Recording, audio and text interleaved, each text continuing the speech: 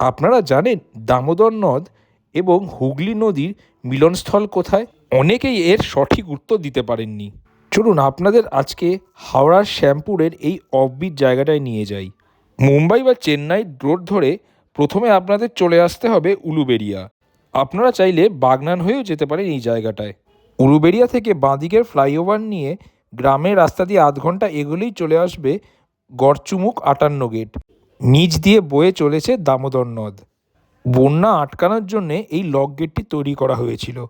কিছুটা এগিয়ে গিয়ে আমরা দামোদর নদের পাড়ে গিয়ে বসলাম। শীতের ঠান্ডা হাওয়া, তার সঙ্গে মিষ্টি রোদ, সত্যি পরিবেশটা এত সুন্দর হয়ে গেছিল যে বলে বোঝাতে পারবো না। এখানে সৌন্দর্যায়নের জন্যে অনেক রকম গাছ লাগানো হয়েছে। এখানে অনেকে পিকনিক করতে আসে, কিন্তু পিকনিক করে জায়গাটাকে নোংরা করে দিয়েছে একেবারে। এরপর আমরা চলে গেলাম সেই জায়গাটায় যেখানে দামোদর নদ গঙ্গা নদীতে মেশে। জায়গাটার নাম হচ্ছে গড়চুমুক। গড়চুমুক হাওড়া জেলায় অবস্থিত এবং গঙ্গার ওপারটা হচ্ছে বুরুল, অর্থাৎ দক্ষিণ 24 পরগনা। গড়চুমুক মোহনার মেন আকর্ষণ হচ্ছে এখানকার সানসেট। প্রচুর লোক এখানে সানসেট দেখতে আসে এবং এখানে অনেক পরিযায়ী পাখিও শীতকালে আসে।